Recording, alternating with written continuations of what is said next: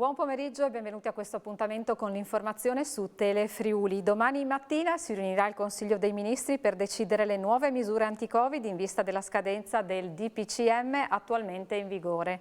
Dalle regioni, ieri riunite in conferenza, non nasce un indirizzo unitario. Non è condivisa infatti la proposta di Bonaccini per una unica zona arancione. Il presidente del Friuli Venezia Giulia, Fedriga, chiede di accelerare la riapertura di negozi e servizi considerati sicuri.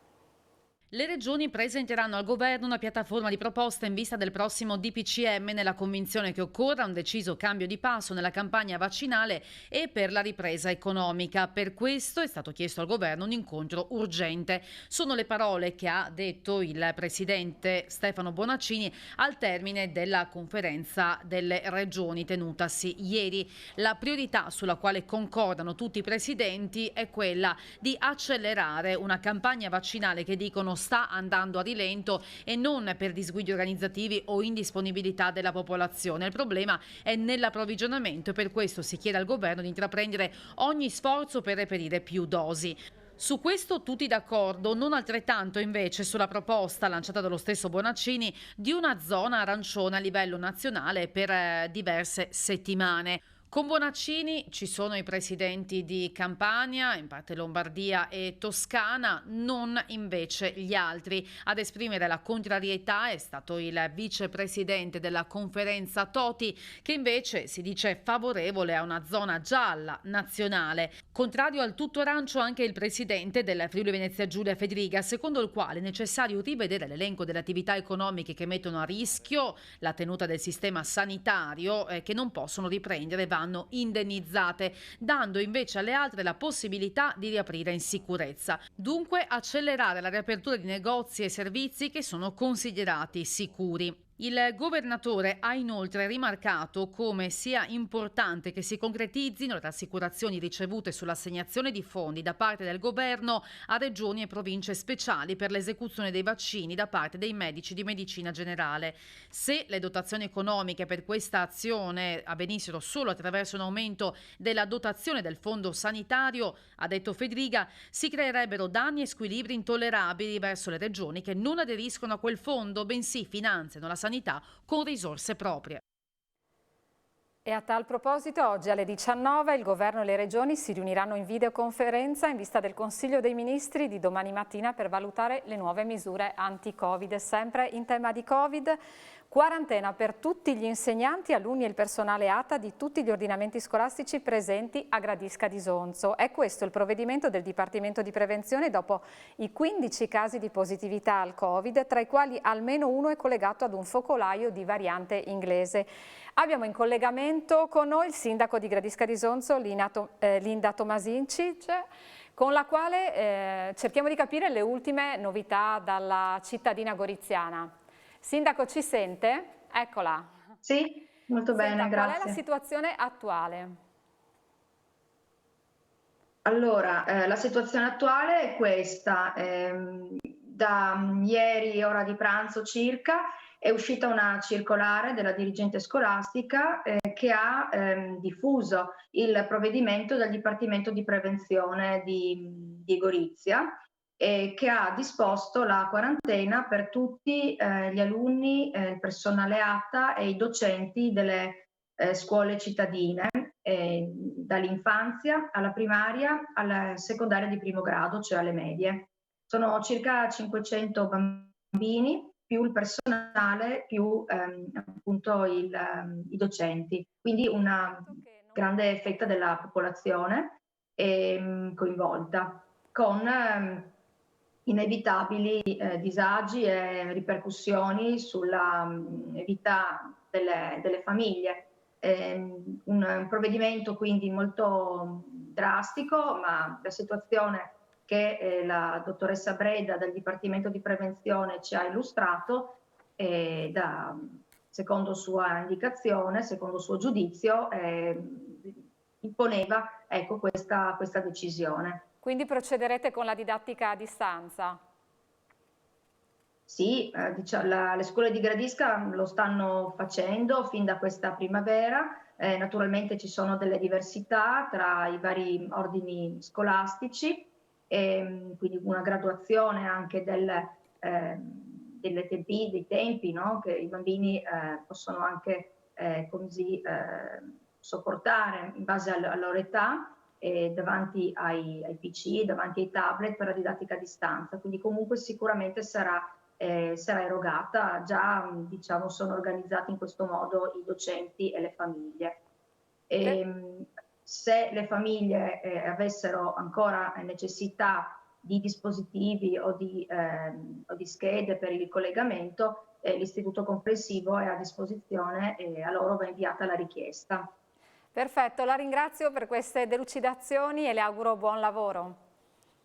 Grazie anche a voi, buona domenica. Una slavina si è staccata dal Monte Tremol nel comprensorio sciistico del Polo del Piancavallo nel territorio del comune di Aviano nel Friuli occidentale intorno alle 12:30 di oggi. La slavina è rovinata sulla pista Salomon. Immediata l'attivazione dei soccorsi.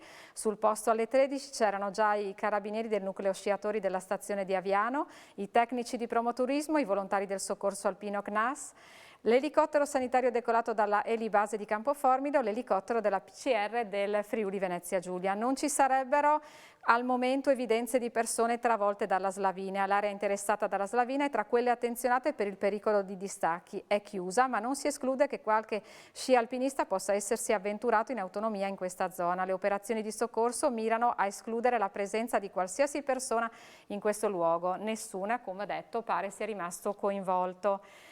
Ancora a cronaca, intervento dei vigili del fuoco del distaccamento di Gemona del Friuli questa mattina alle 7:30 in via Pasolini a Tarcento. L'allarme è scattato dopo una violenta deflagrazione che ha interessato il garage autorimessa di una villetta a schiera di testa. Le cause non sono ancora chiare, ma sarebbero riconducibili alla saturazione dell'ambiente da parte di gas per una perdita per un guasto. L'esplosione ha letteralmente sradicato la saracinesca. In quel momento nella villetta c'erano marito e moglie e altri parenti che fortunatamente non sono rimasti feriti. Sul posto i carabinieri della radiomobile compagnia di Cividale del Friuli.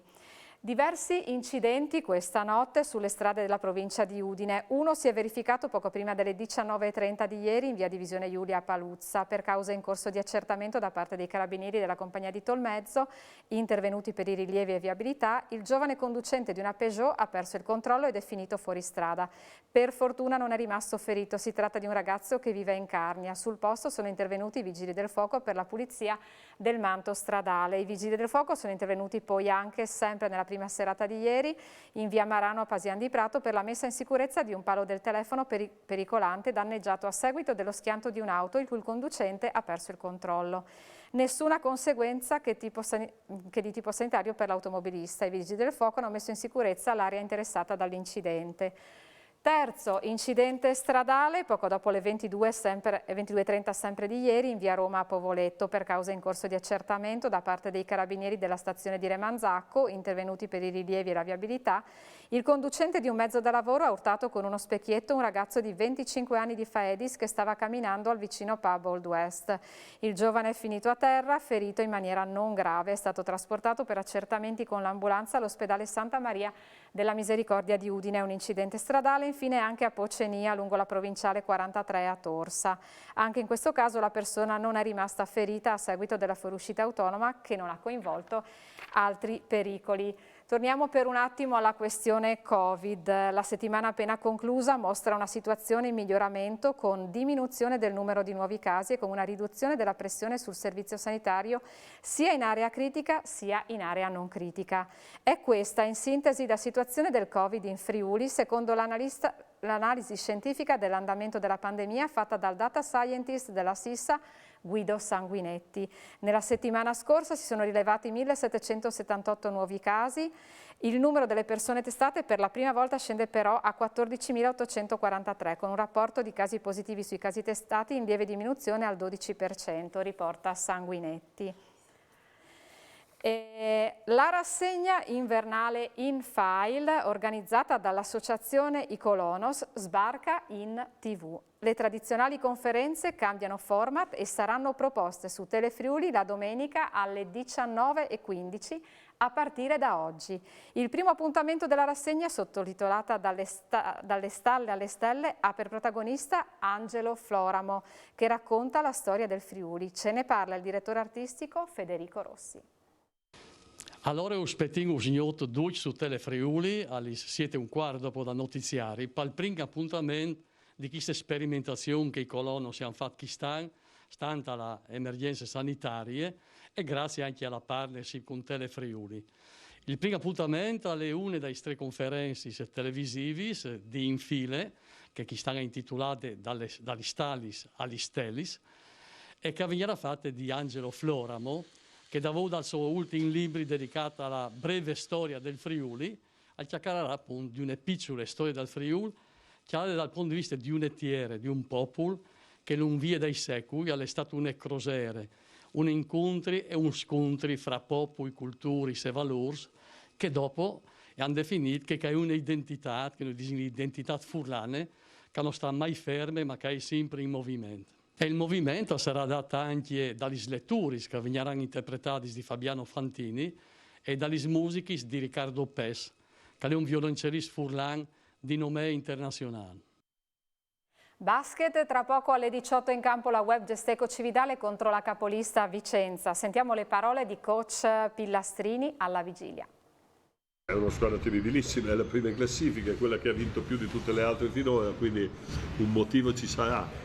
All'andata è stato un avversario difficile, non è stata certamente una partita facile, come sarà difficilissima questa partita, però è anche vero che noi siamo molto determinati e vogliamo andare a fare una partita di altissimo livello e vogliamo fare tutto il meglio di quello che sappiamo fare. C'erano 1000 risorse, sono tutti buoni giocatori e quindi dovremo essere molto attenti a non sbilanciarci. Più che altro il loro stile di gioco è una squadra che corre veramente tanto, è abilissima in contropiede, però poi sa anche giocare contro la difesa schierata, quindi al di là dei singoli dovremo mettere attenzione su tutti, ma sarà molto importante costringerli a giocare a metà campo e poi essere pronti a metà campo a fare una buona difesa, perché poi da lì potremo costruire una partita di alto livello. Vi ricordo che potrete vedere questa partita in differita questa sera alle 22 su Tele Friuli. Per il momento è tutto, io vi ringrazio per la cortese attenzione e vi do appuntamento all'edizione delle 19. Buon pomeriggio.